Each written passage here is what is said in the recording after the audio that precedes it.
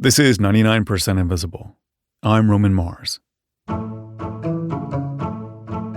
In 1974, two very significant things happened if you are a fan of 99% Invisible. Number one is that I was born. And number two, The Power Broker by Robert Caro was published. I learned about The Power Broker when I first started to cover cities and infrastructure on the radio. This massive book that's about 1,200 pages long is the most important and complete explanation of how cities are formed, how neighborhoods are destroyed, bridges are erected, roads are laid down, parks are designed, fortunes are made, lives are ruined, and power is amassed. It is the biography of Robert Moses, a man who is said to have built more structures and moved more earth than anyone in human history. And he did it all without ever holding elected office.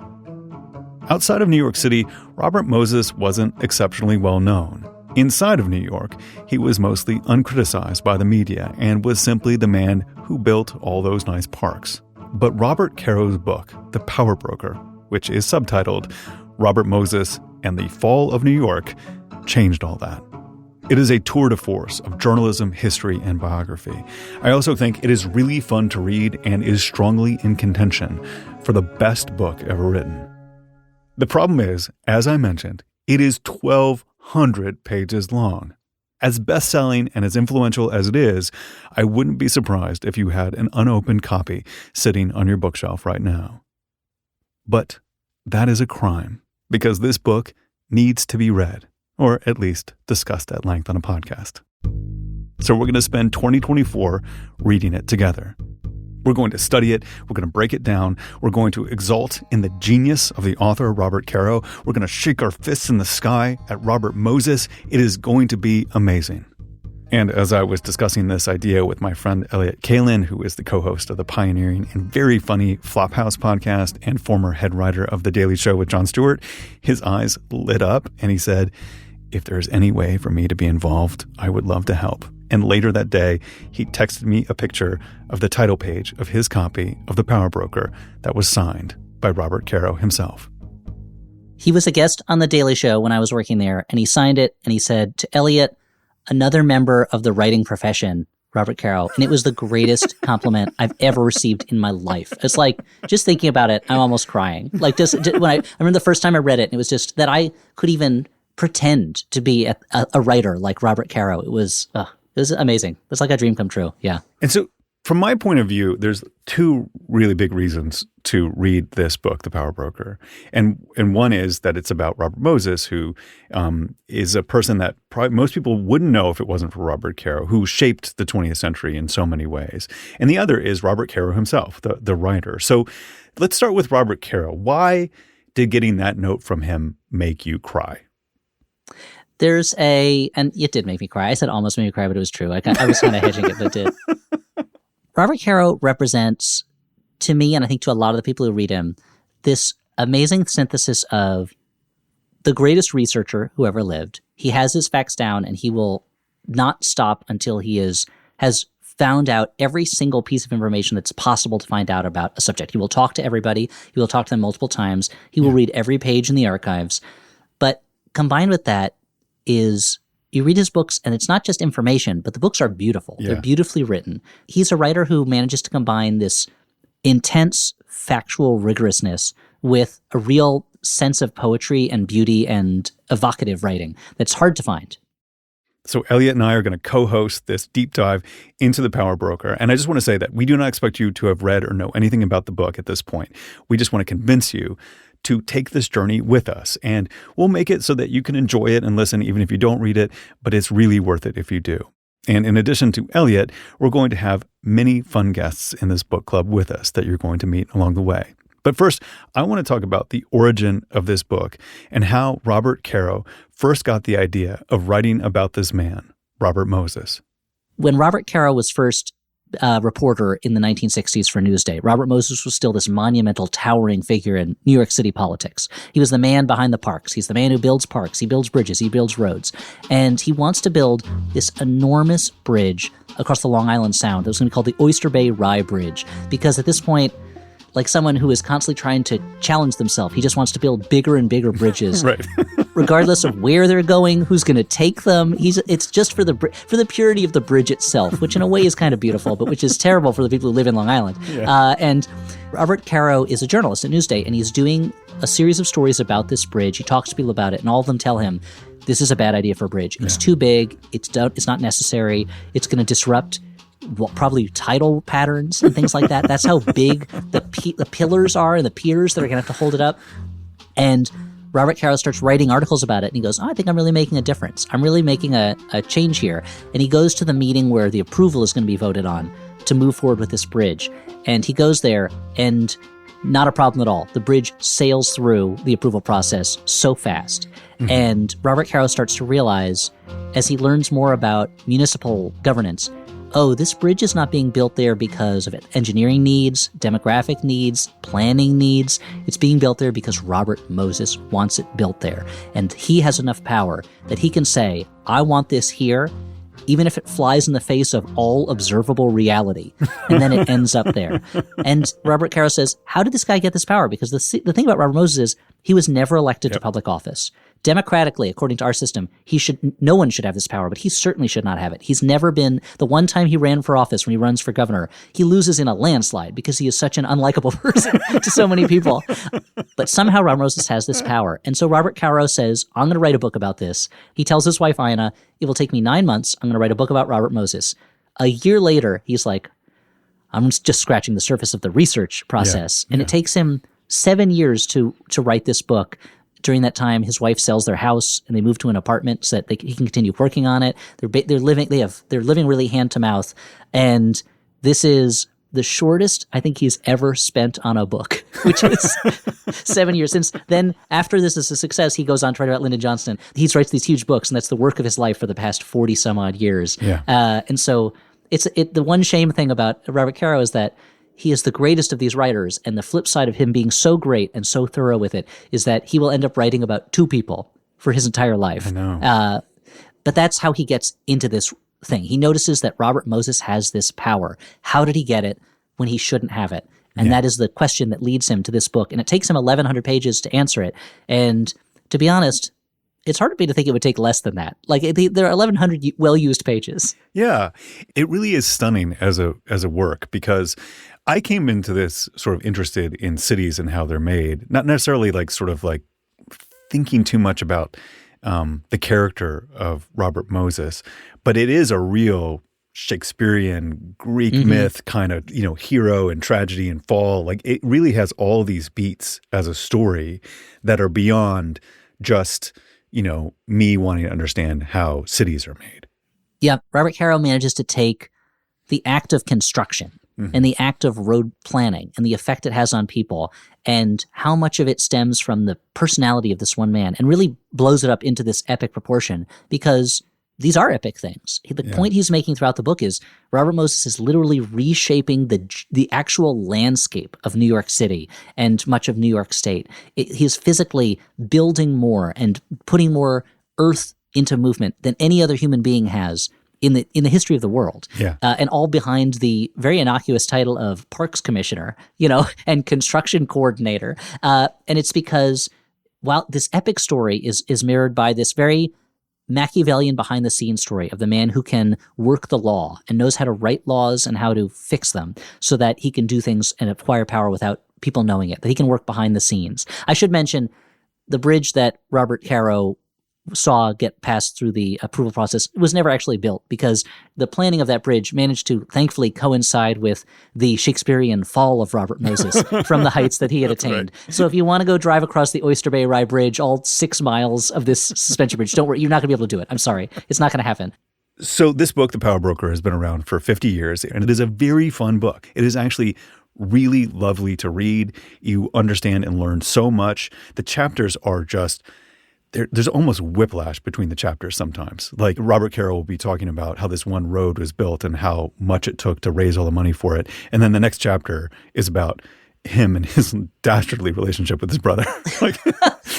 And it's a whiplash, but it's also Robert Caro has this amazing sense of I've got a lot of facts about road building right now. I don't know if I'm ready for more facts about road building. Okay, here's a chapter about Robert Moses and his brother. Oh, you know what? This chapter, oh boy, it was really dense with his relationship with the different mayors. Okay, let me give you a chapter about how lavishly he would entertain his guests at Jones Beach as if he was an emperor.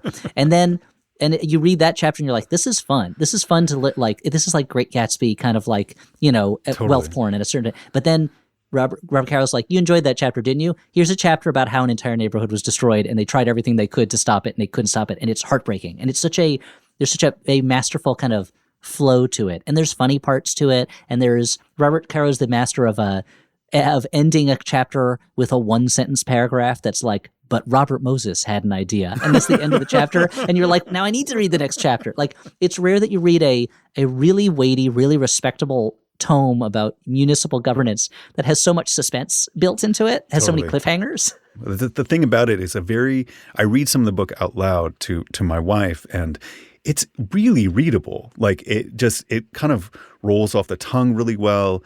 It's not this relentlessly chronological slog of like, okay, we have to get to this bridge and get to this bridge and get to this bridge. It really is about how Robert Moses developed as this kind of political reformer, this progressive anti-politician, sort of meritocracy-focused. This guy who went into public service for all the right reasons, because he saw a need that people had for better ways to get around and especially better ways to relax and enjoy their lives in a city setting. And you watch him amass the power he needs to make that dream possible. And Robert Caro calls it a dream many times, to make that dream possible, and then realize, actually, I kind of like the amassing power part more than I like the making the dream possible part, and going too far. It's the real story. You want the moment. The only moment it doesn't have is the moment in every rock and roll movie where someone goes, "You've changed, man. It used to be about the music." But that's the kind of the kind of arc that Robert Moses is going on. There's just so much in it. There's a character in the novel The Moonstone by Wilkie Collins who carries around Robinson Crusoe with him everywhere. And he says, this is my Bible. Whenever I need advice or I need something, I turn to a page in Robinson Crusoe and there's something right there for me. Mm-hmm. And that's how I feel about the Power Broker. That I could, if I had trouble with something in my life, I feel like I could open up the Power Broker to a random page and I'd find something on there that would be, or I'd be like, this applies. This helps me get through what I'm getting through right now. I've read it once before. And you've read it once before. We're reading it again for the project of this podcast.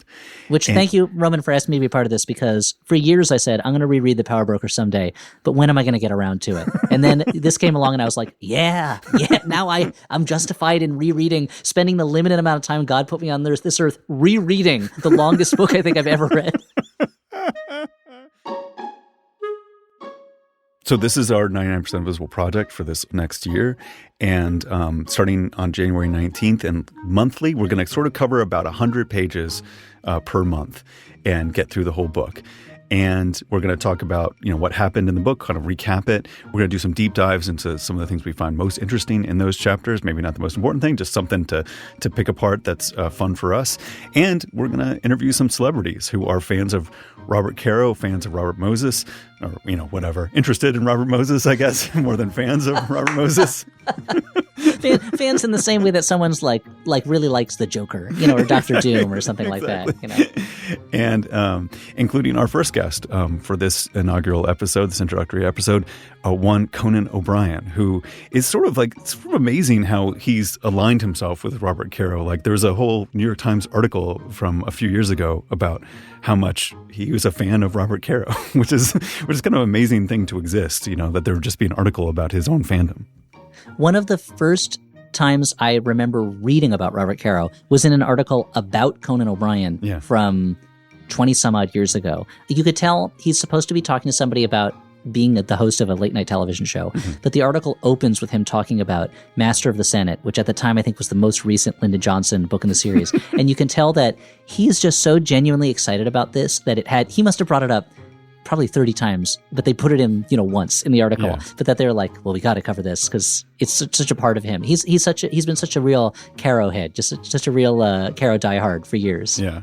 It's fun to watch him be such an enthusiastic fan. And so he was the only guest that we had in mind for our first episode. So after the break, Elliot and I are going to talk to Conan O'Brien.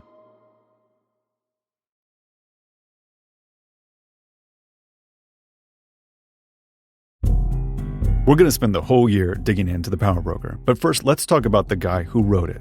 In addition to The Power Broker, Robert Caro has written a memoir about his writing and 4 biographies of President Lyndon Johnson, with a 5th and final book on the way, each volume taking on a different portion of LBJ's life, with significant digressions on the soil composition of the Texas Hill Country where Johnson grew up and the entire history and function of the U.S. Senate. As a biographer, there is no one like him, and as such, Robert Caro has a fervent and dedicated fan base, including Conan O'Brien. So you created Conan O'Brien Needs a Friend, I am told, basically as an elaborate front to get Robert Caro to talk to you. Why is he so special? Well, first of all, everything I've done in show business is an elaborate long con to achieve some of my life goals. Meeting Mr. T was one of them, and I achieved that way back in the late 90s. But yeah, I always wanted to talk to Robert Caro. I'm a history buff, and so Robert Caro, clearly the preeminent historian of our times. And I had a very good friend and college roommate named Eric Reif. Shout out to Eric, who I still see all the time. And he and I were in college together when the first Caro book on Johnson came out, and we started reading those books as they came out. And we sort of, if you can imagine, back 15 years ago, if you can imagine 12-year-old girls waiting in line for the next Harry Potter book. That's how we were about Caro, and we would have long animated discussions about Lyndon Johnson, and sometimes to the point where we would be in a restaurant. I mean, to this day, we can be talking about Lyndon Johnson in a restaurant. And my friend Eric is very loud, and also he comes from the same part of Pennsylvania that Jimmy Stewart's from. So he actually sounds a bit like Jimmy Stewart. And so we'll be in a restaurant, like a nice restaurant, and we start talking about Johnson, and Eric will get very animated, and then I'll get animated, but Eric's louder than I am, and I'm the one on television and on radio.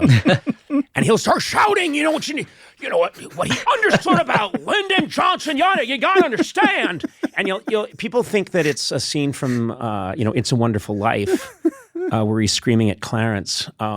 So we both get very excited about the work of Robert Caro.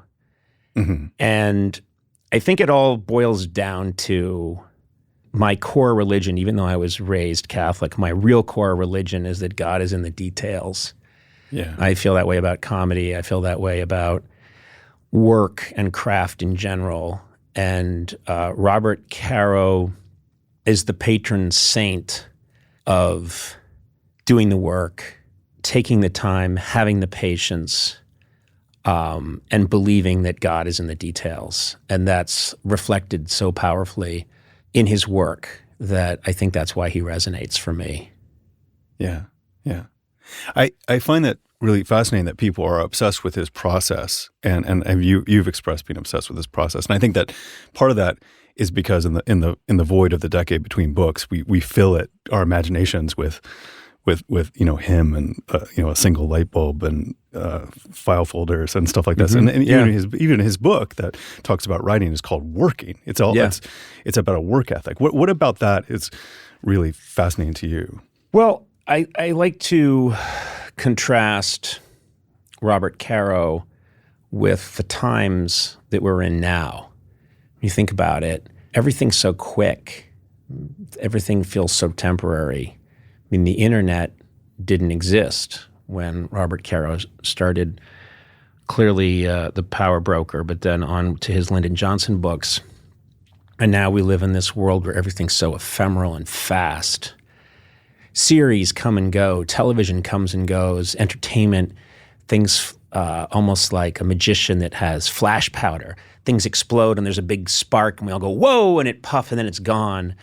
And while this is all happening, you contrast it with this man who has dedicated his whole life essentially to writing about these two people, and really most of his life writing about one man, and doing it his way without compromise, very quietly, in a very small office. I haven't been there, but I imagine it's not huge, and cranking away on a Smith Corona typewriter that was built in 1969. And he has this dedication to what he's doing that almost feels like it's akin to Egyptians building a pyramid. You know, most people that were working on a pyramid never even lived to see it half built, let alone completed. What this man's doing doesn't feel like it's part of the late 20th and early 21st century. It's completely out of time. Yeah. You know, Robert Caro and his work makes me feel trivial the way looking at a mesa in a desert makes me feel trivial. Yeah. You know, I just look at it and I go, oh my God, this thing is so much bigger than me, and it's made of granite. Robert Caro is the closest thing to like a geological formation. His work, his body of work, feels like we're watching this eruption of lava that takes and moving of tectonic plates that's going to build something, and it's going to last as long as civilization lasts, which is at least another 40 years. Yeah, I often think of Robert Caro less as a writer and more as like a Merlin type character, someone who goes off into the top of a tower or sits on a mountain somewhere and is so incredibly focused and concentrated on the universe around him that he's working with that he gains a greater knowledge of it, and occasionally comes down from the mountain and is like, here you go, here's my latest insights. And then he goes back up to the mountain and people go, Mr. Caro, when can we have more of this? And he's like, it takes time. It takes time and it takes concentration, more than you're capable of. Right. And then goes back up into the mists of his office on Central Park West, I guess. Right. And, you know, he has such respect for the work he's doing that he wears a blazer and a tie. He's not working with anybody. No, he's by himself all day. He's by himself, you know. I would be probably just wearing board shorts, no underwear, totally commando, shirtless, and I'd be, you know, yelling into an ancient dictaphone just for fun, and the TV would be on in the background, and I'd be making popcorn. But this guy is dressed as if he's going into the Oval Office for a meeting. And he has his process. He writes out in longhand, then he writes on the typewriter, and it's got to be triple space, and he does a lot of thinking before he writes. I mean, you think about this world we're in now where we pick up our phones and we blast out these screeds and thoughts and, you know, various musings with our thumbs while we're driving and balancing a coffee in our lap, and if you're me shouting at children in the back seat at the same time you're doing those things, or if you're me shouting at children through the window, just children on the street, why aren't you older? You seem too young to exist. Here's a 1,200-page book. Read this book. Yeah, grow up a little.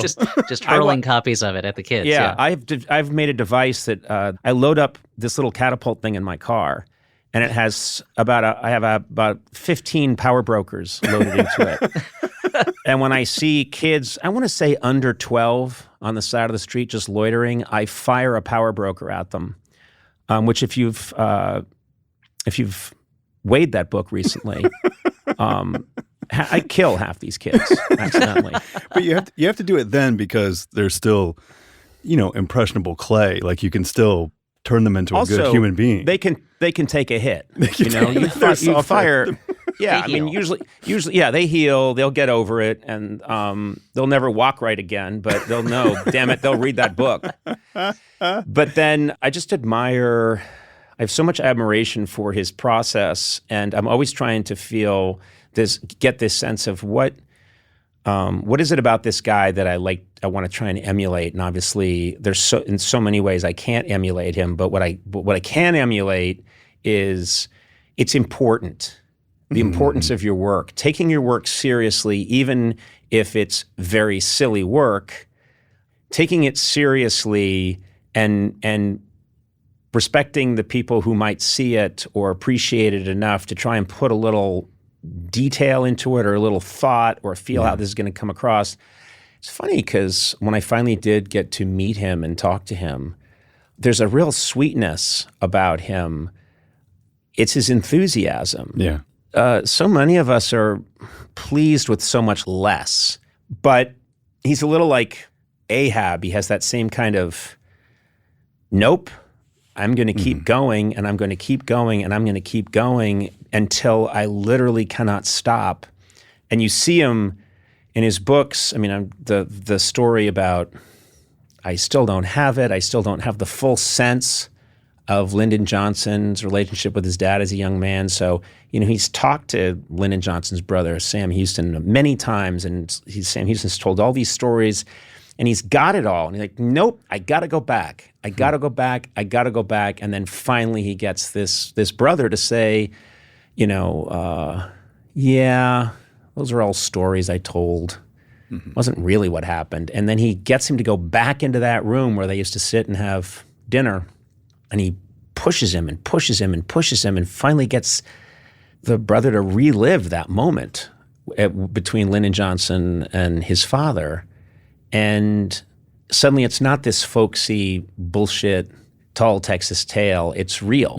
And any of us, even if we consider ourselves perfectionists or people who care about our work, we would have signed off long ago. Absolutely. We would have said, we've got a pretty good book here. I mean, this is a pretty good book. I think we're good, and I really do want to go to Aruba and make that, because I bought the tickets, so I think I can submit this. And no, he needs to keep going back and keep going back and keep going back. And I keep thinking about that old television classic, Columbo. Peter Falk's Columbo just kept coming back. Yeah. He's talked to the bad guy 35 times. And then it's like, just one more thing. There's one thing I want to ask you. It's kind of confusing me. And I think of that as Robert Caro's got a trench coat and he's already talked to, Governor Connolly 75 times, or he's already talked to Sam Houston, or he's already talked to the Texas oil guy 500 times. And then the guy's getting dressed for the day and he wants to go out and he's got a tennis match he's supposed to play, and he opens the door and there's Robert Caro in a trench coat. There's one thing that kind of bothers me just a little bit. Well, what is it, Caro? I'm just curious.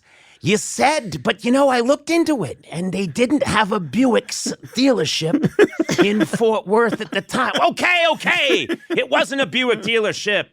It was a Pontiac, and then he's got his chapter. But there will not be another like him. And he's on the planet right now. Yeah. He's working right now. I think about that sometimes. Yeah. I'm going around doing whatever dumb podcasting or whatever thing I'm doing.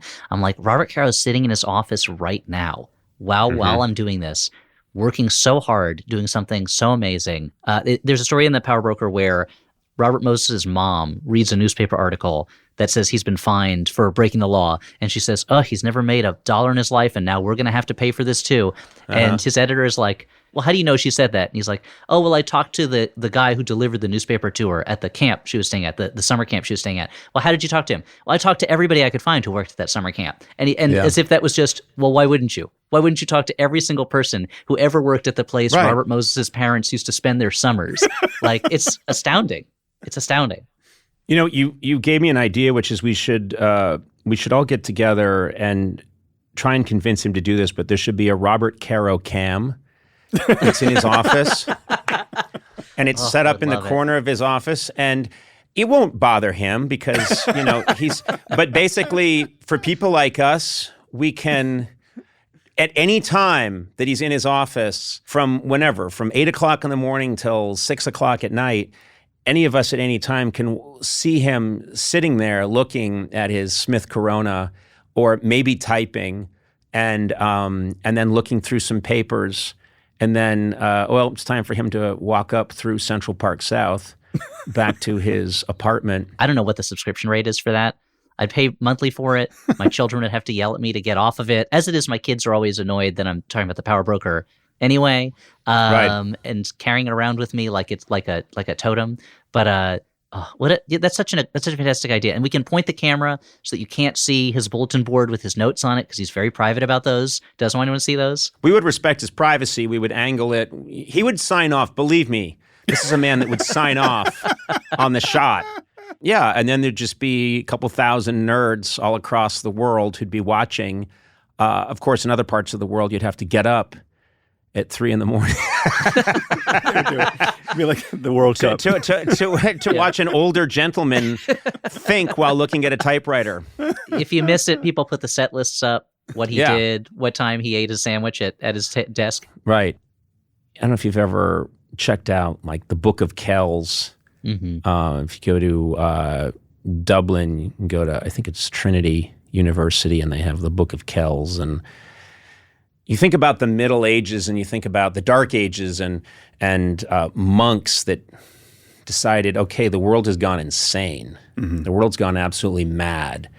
So we're going to retreat into these little monasteries, and we can get some food, and we can get enough wood and coal to keep ourselves warm, and we're going to wall it off because there's just madness out there. There's Visigoths and Huns and horribleness and disease, and we're going to slowly illuminate a Bible, and we're going to put so much work and care and artistry and craftsmanship into making these beautiful books and transcribing some of the wisdom that maybe is currently being lost, from Athens, from ancient Athens, or from Rome.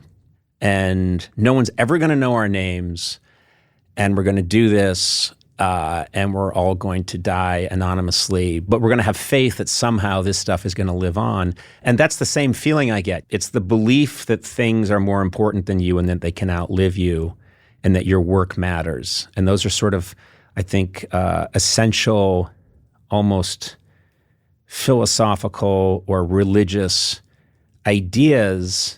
It's faith-based, which is I'm going to devote my whole life to something that doesn't seem that sexy to anybody else. I'll write about this civil servant, and then I'll write about, Lyndon Johnson. When those books first started to come out, I remember thinking, Lyndon Johnson? Yeah, it's not the first, it's not the first Kennedy, president you think it's not of. Lincoln, Yeah. it's not Washington, it's not, Lyndon Johnson, huh? Lyndon Johnson. And then you start to read and you understand. I think that's dead on. And I think that, as you pinpoint his sort of monastic egolessness is both what's appealing to the work, but also it truly affects the work. Like if I moved to the Texas Hill Country to understand the early days of Lyndon Johnson, my book would be about me moving to the Hill Country to learn more about Lyndon Johnson.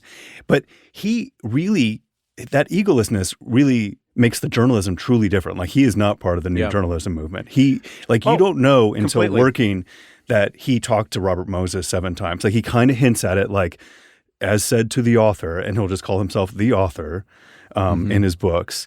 There's something about that I think that his sort of humility and his role in this as the person who brings this stuff together, but it's not the center of the story, is one of the things that make it so magical. Yeah, as you say, it's very non-21st century to remove yourself completely from a story. It just doesn't happen anymore. And how many documentaries have we all seen where the documentarian sort of becomes part of the story? Mm-hmm. And that's very much in vogue. And authors are part of it. And ourselves and our egos are included, and we get high fives and praise for that.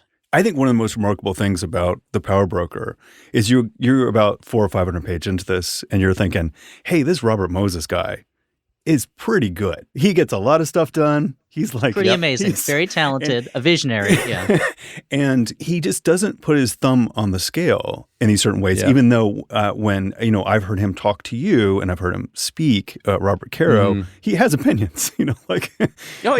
So it's just fascinating to me that he really puts you in there with the moment. There is some view from the future to show like what has happened or what will happen.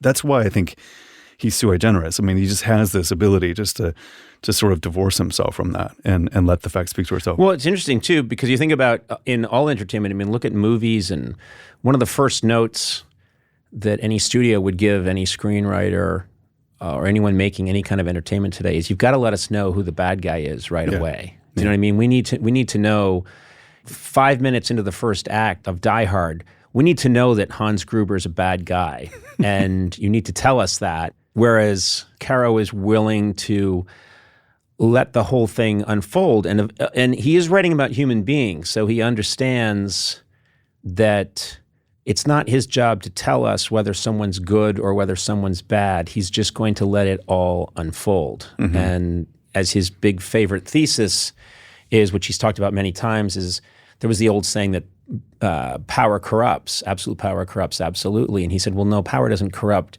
In his opinion, power reveals. Yeah. And so as Robert Moses begins his career and doesn't have the power, we can't see it yet. Mm-hmm. But as time goes on and he gets more and more and more power, that's when we start to really see things go further and further off the rails. Yeah. And but he lets you figure that out. He has faith that you, the reader, will see what you need to see. Once you read it and read Robert Caro's work in general, it feels like joining kind of like the Freemasons or some sort of a like cult or something like that, where suddenly if someone finds out that you read his work, they get very excited about it and they want to talk to you about it. And I remember reading The Power Broker for the first time, when I was a young man 20 years ago, and being on the subway in New York reading it and having guys just kind of shuffle up to me and go, "Reading The Power Broker, huh?" Yeah.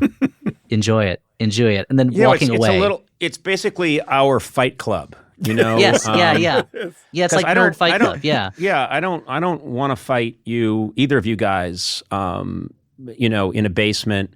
I mean, I sort of do, but I think I do okay. I'm pretty tall. I work out. But yeah, there is you want to say fraternal order, but I don't think it's obviously gender-based. It's like it's part of this, oh, right, you get it now too. Yeah. It's like being in the Matrix. It's like being in the Matrix and Morpheus shows up and hands you the Power Broker and is like, read this.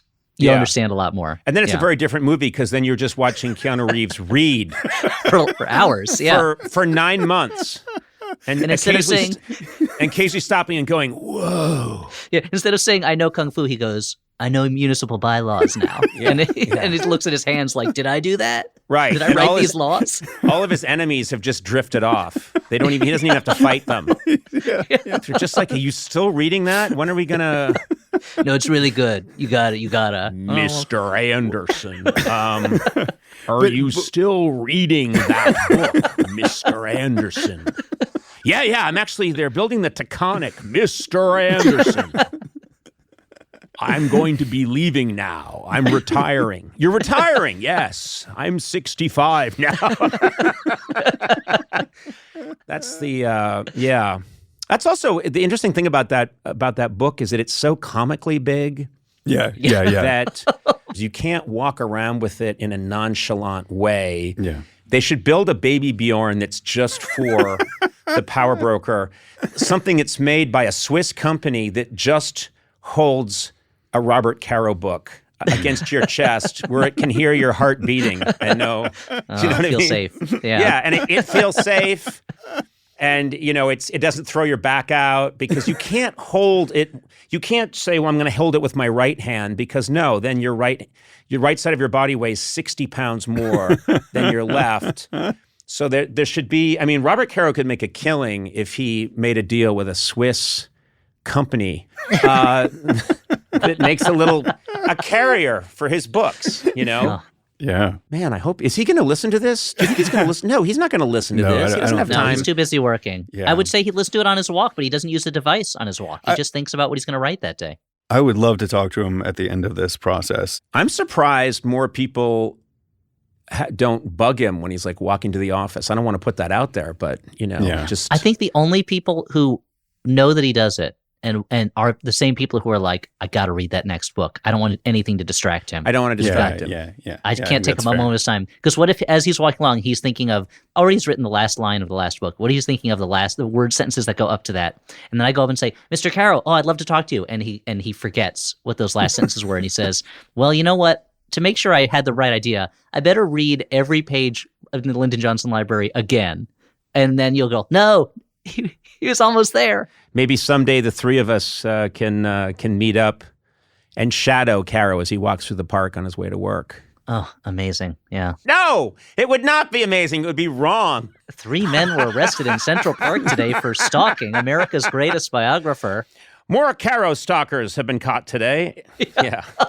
Another Caro stalker's been arrested. We got another couple of them. Get the paddy wagon. More Caro stalkers. There's one paddy wagon for just that squad. If you had one sort of like, speak to the audience kind of like sentence of like why they should read The Power Broker with us this year, what would you say? Well, I would say you should read The Power Broker because you will save so much money on your satellite or streaming service. You will be enveloped by this incredible story, and by the time you're done reading it, really an amazing story about how power works and what one person can do to completely change the face of an American city. And I'm telling you, it's riveting and it's powerful. And when you're done, you'll realize that you didn't watch The Golden Bachelor or any of these other shows that are robbing you of your life essence. And you'll have saved some money and some valuable time, and you'll be a better person. Perfect. Thanks for helping us kick it off. It really means the world to us. I'm glad. This was a labor of love for me. So happy to do it. Happy to chat with you guys, and I'll be listening. This is a cool idea, so I'm on board, guys. I'm gonna go scream at people who work for me, not because they did anything wrong, but because I can. Power Broker really did rub off on you. Yeah. The Robert Moses way. Yeah. All right, guys. Good luck with this. Oh, thank you so much. Appreciate it. Thank you so much. So there you have it. If you have a copy of The Power Broker, pull it off the shelf. If you don't, put it on your holiday wish list. We're going to spend 2024 reading it together and talking about it with some of our favorite people. These will be extra monthly bonus episodes of 99% Invisible, and we'll cover about 100 pages at a time, getting us all the way through December of 2024. The first proper episode drops on January 19th, and we'll cover the introduction plus parts 1 and 2. It's up to you if you want to read it first, if you want to read it after, or just listen along. There is no wrong way to be a part of our little podcast book club.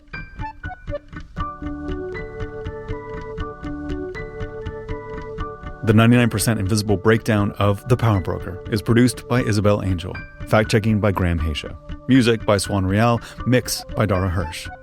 99% Invisible's executive producer is Kathy Tu. Our senior editor is Delaney Hall. Kurt Kolstad is the digital director. The rest of the team includes Chris Berube, Jason DeLeon, Emmett Fitzgerald, Martine Gonzalez, Christopher Johnson, Vivian Leigh, Lashma Dawn, Jacob Maldonado Medina, Kelly Prime, Gabriella Gladney, Joe Rosenberg, Sarah Bake, and me, Roman Mars. We are part of the Stitcher and SiriusXM podcast family, now headquartered 6 blocks north in the Pandora building in beautiful Uptown Oakland, California, home of the Oakland Roots Soccer Club, of which I'm a proud community owner. As other professional teams leave, the Oakland Roots are Oakland first, always. You can visit us on all the usual social media sites, but the best place on the internet is the place you can listen to every past episode of 99PI, and that is 99pi.org. Crazy thick accent. Couldn't get over. That's one of the thickest New York accents I've ever heard. I've always found it very adorable that his wife is named Ina and he calls her Einer. This guy is brilliant. He's an amazing writer. He's such a penetrating thinker. He cannot pronounce his wife's name properly.